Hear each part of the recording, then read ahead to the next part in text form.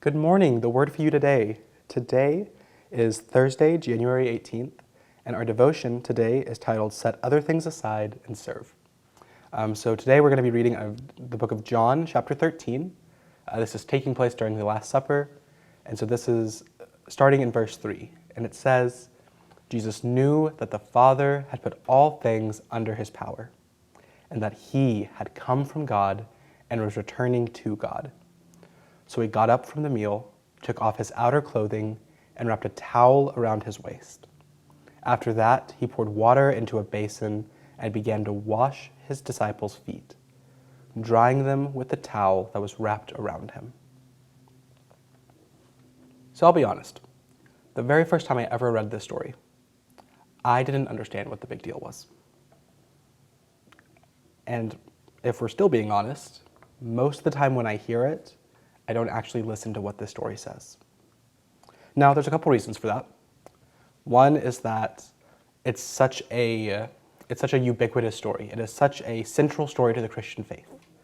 You know, the Last Supper is a narrative that you get told almost yearly, if not more than that. And so Jesus washing the disciples' feet kind of just becomes this decorative piece to it that we kind of dismiss because it's leading up to the crucifixion. And that's the big ticket item. The unfortunate part about that is we lose a very essential and central part of Jesus' very character.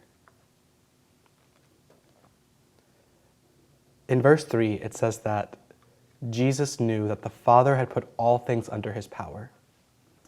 When we say that, we give this and we get this image of authority, of reign, of kingship. God in his infinite power, in his infinite sovereignty over the world, allots that power to Jesus. It's, I imagine it like a king choosing a peasant and saying, you're going to rule over this part of the land, and the level of disparity of power. And yet, Jesus as God's Son has that authority. Jesus, who was born to a peasant family, to a poor family, to a Palestinian woman who was unwed at the time of her pregnancy. Jesus, who was born to a carpenter who was poor and impoverished. Jesus, who was the ethnic minority of the ruling empire, who was a conquered person.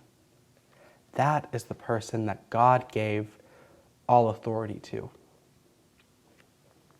And when I think about that, I think about what I would do if I had been put in that position.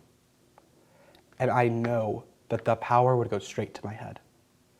I know that the authority that I would get, I would immediately twist. I would immediately try to make it to where I'm furthering myself, where I'm trying to increase my station. But Jesus doesn't do that. Instead, he bends down and he washes feet.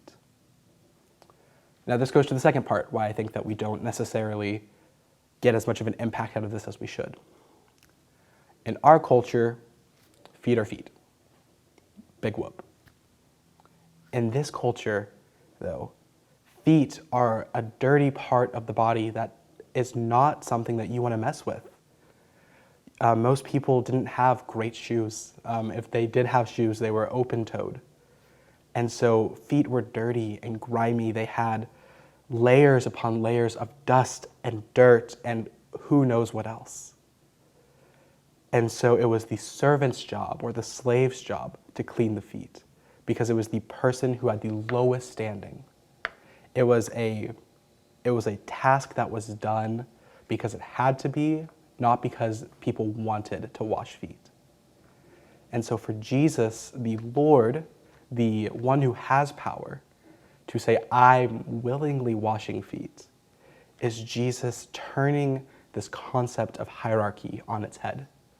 It's Jesus saying, the power that was granted to me, while I have it, I am not going to abuse it.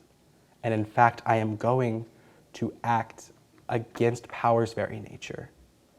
Instead of disenfranchising those who are below me, I'm going to raise them up, to provide equity, to provide support. When I read this story, I think it is essential to separate it from the crucifixion narrative while keeping in mind that it's right before the crucifixion. Because while the crucifixion is the ultimate act of love, the character and the motivation of the crucifixion is shown perfectly in this action by Jesus. If Jesus did not wash his disciples' feet, I don't think he would have willingly gone on that cross, and vice versa. The reason that we show this, the reason that we show our God in such an impoverished and weak state, the reason that God chose to incarnate into a lower station is because God wanted to, I think at least, God wanted to emphasize that it's not about our social status or our rank, our economic status, or any other societal factor. It is about the character that we have and our willingness to love and serve others. Have a nice day.